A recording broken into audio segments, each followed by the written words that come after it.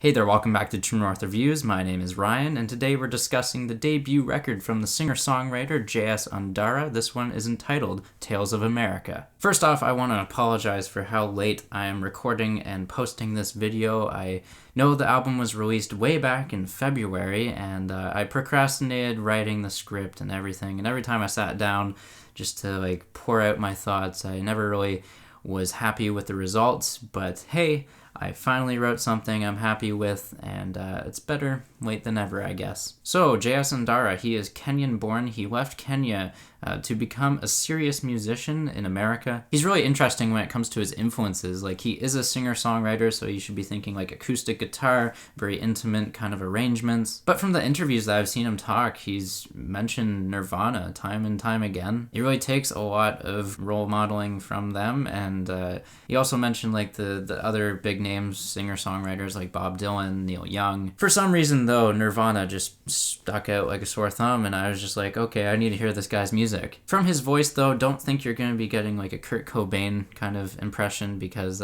he sounds nothing like him. Instead, JS Ondara's voice has striking resemblance to Tracy Chapman, and that really would throw you for a loop, because the way he speaks in an interview compared to how he sings and performs, it's like two completely different people. Then from the composition kind of aspect, I would only really be able to draw a comparison to Leon Bridges, basically what he did on his debut record. Production-wise, JS teams up with Mike Viola, who has helped out with Fall Out Boy in the studio, as well as Ryan Adams, and God forbid that Panic at the Disco song, Dying in LA. So overall, from those wide-ranging and eclectic sonic influences, and with an interesting background being from Kenya, which I would highly recommend reading up on his official website. So with all those things together, I'm just really interested in what Tales of America can offer before even listening to it. Before I jump into the track-by-track analysis, I just want to get this off my chest so you know what to expect. I think this record is fantastic. It's nothing short of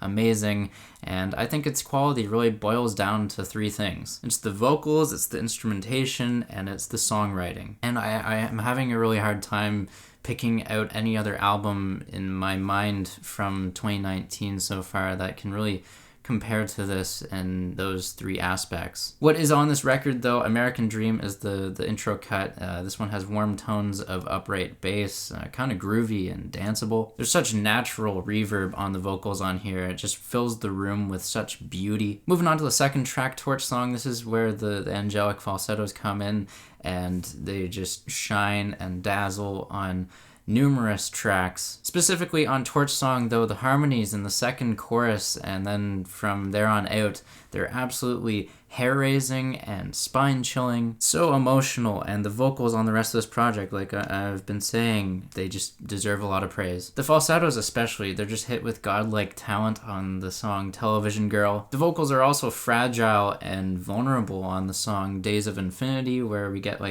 this vibrato and soul that just resonates, and it's so amazing. And so what? He can sing. Big deal.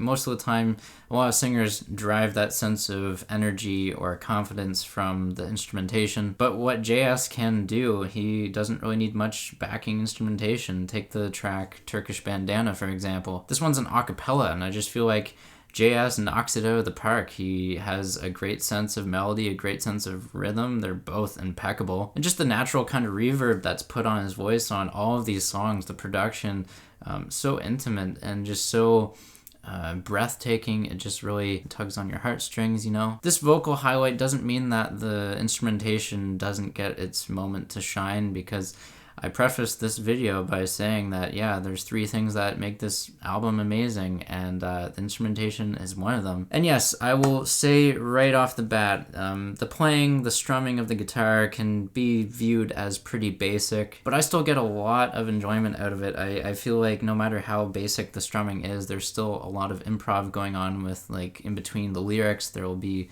some guitar licks. It just keeps things interesting. It doesn't really bore me, even though the strumming can be pretty repetitive. Talking more about the instrumentation, though, I really recommend checking out the song Lebanon, even if you don't listen to the rest of this album. This was one of the big singles that came out before the album dropped, and the best song here for sure, just to get an idea of what JS Ondara sounds like. On Lebanon, it's just got this vintage R&B soul kind of sound, and I can't praise it enough. The call and response between the backup vocalists and JS, very passionate, just very tender, full of emotion, and I feel so moved, both personally and musically while I'm listening to it. Saying Goodbye is another great single on here. The ruminating and plucky guitar always gets stuck in my head. Then the intimacy created with the guitar fret slides on the closing track, God Bless America, definitely a highlight as far as instrumentation and the raw production techniques. The fingers are so audible as they move up and down the guitar neck. It really is a sweet live production choice just to match the naked and the poignant vocals. So now that I've praised the hell out of the vocals and instrumentation, I figured it would be time to switch it up and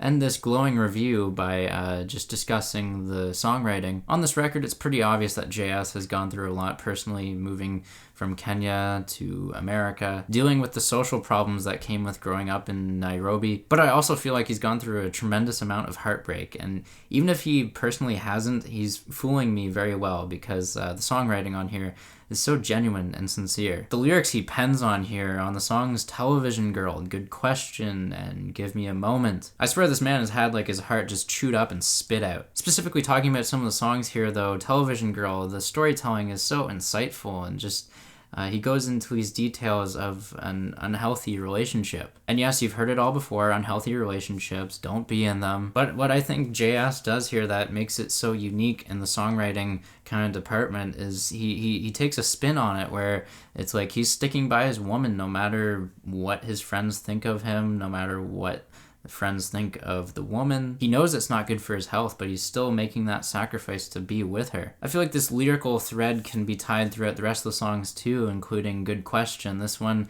I feel like JS was just very heartbroken. Again, the storytelling is so gloomy and forlorn. Master O'Connor gives us more of an insight to the manipulative kind of aspects to this unhealthy relationship. This power dynamic of being made for her leash, but also her bliss. Just having these words bliss and leash juxtaposed near each other, it just conveys this idea of being blind while in love. Like there's that fine line between making someone happy and feeling tied down, and this song just beautifully encapsulates that idea. You essentially get to decide your fate and whether you interpret this relationship as being good or bad. And it can be very frustrating because you have a lot to listen to. You have your friends, you have your family, you have that partner that you're with. But what does JS Ondara do? He relates this all back to countries. This comes on the closing cut, God Bless America. I think this is so creative in the way that the lyrics are written. JS compares his emigration to the States to a lover. This is just so breathtaking and mind-blowing. You can read the lyrics in one of two ways. You can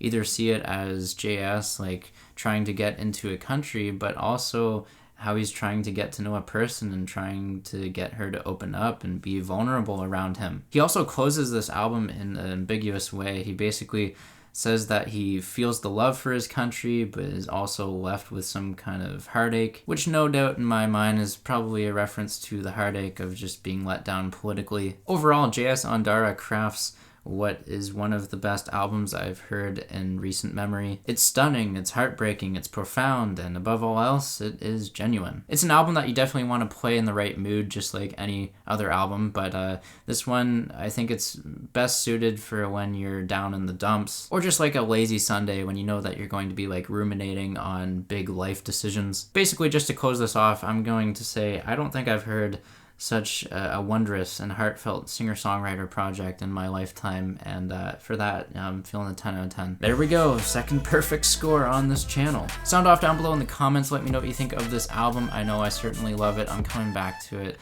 so many times. It is amazing. Leave a like, subscribe if you're new in town. Thanks for watching, and as always, have a rockin' day.